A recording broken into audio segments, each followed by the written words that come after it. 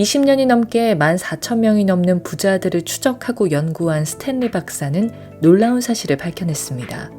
그것은 상당한 부를 지닌 사람들 대다수가 부자 동네에 살지 않는다는 점이었습니다. 또 놀라운 것은 값싼 양복을 입고 국산 자동차를 몬다는 것이었습니다. 우리는 당연히 부자들이 강남 같은 부자 동네에 살 것이고 슈퍼카 같은 좋은 차를 몰 것이라고 생각합니다. 하지만 진짜 부자와 가짜 부자를 구별할 줄 알아야 합니다.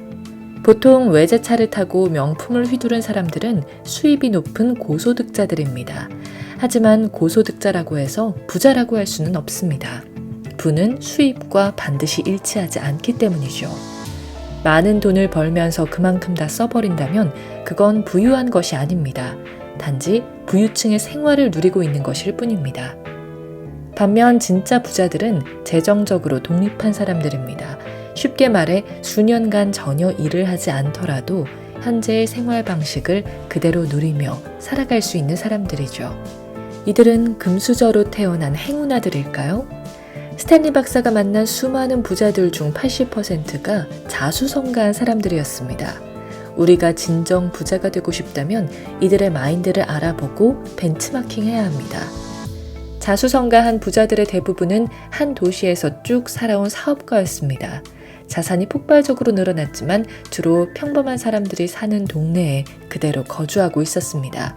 주거비에 많은 돈을 쓰지 않은 것이죠. 실제로 우리는 사회적 지위가 높아질수록 그에 맞는 소비를 하게 되는데요. 대표적인 것이 부동산입니다. 전월세를 살더라도 좋은 동네에서 살려고 하는 것이죠. 하지만 부자들은 대부분 평범한 동네에 자기 집을 가지고 있었으며 절반가량이 20년이 넘도록 한 집에서 살았습니다. 따라서 그동안 이들의 집값도 매우 상승했죠. 이들은 10년 이상 일하지 않고도 살 수 있을 만큼 엄청난 자본을 가지고 있습니다. 그럼에도 불구하고 자신의 재산에 비해 훨씬 검소하게 생활했습니다. 이들 중 소수만이 신형 자동차를 구매하거나 리스할 뿐이었습니다. 대부분은 고가의 옷을 사지도 않았어요. 이런 생활이 가능했던 건 그들의 배우자 또한 검소했기 때문입니다. 계획적이고 예산을 세우는데 철저한 사람끼리 만났으니 부가 축적되는 속도가 더 빨랐을 겁니다. 하지만 우리는 어떤가요? 가치가 점점 불어나는 자산보다는 감가상각이 큰 자동차나 명품에 더 주목하지 않나요? 내실이 아닌 소지품으로 부를 과시하는 사람은 진짜 부자가 아닐 수 있습니다.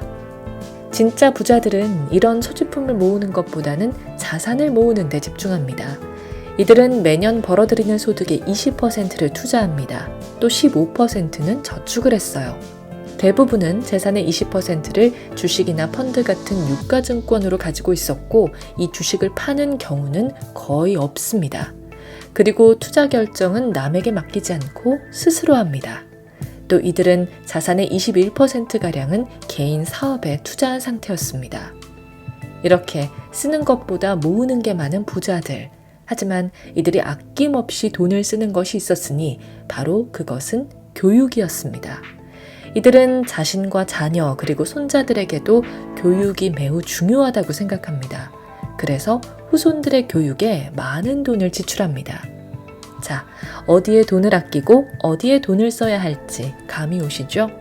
워렌 버핏의 명언으로 끝을 맺겠습니다. 다 쓰고 남은 걸 저축하는 게 아니라 저축하고 나서 남은 게 있으면 써라.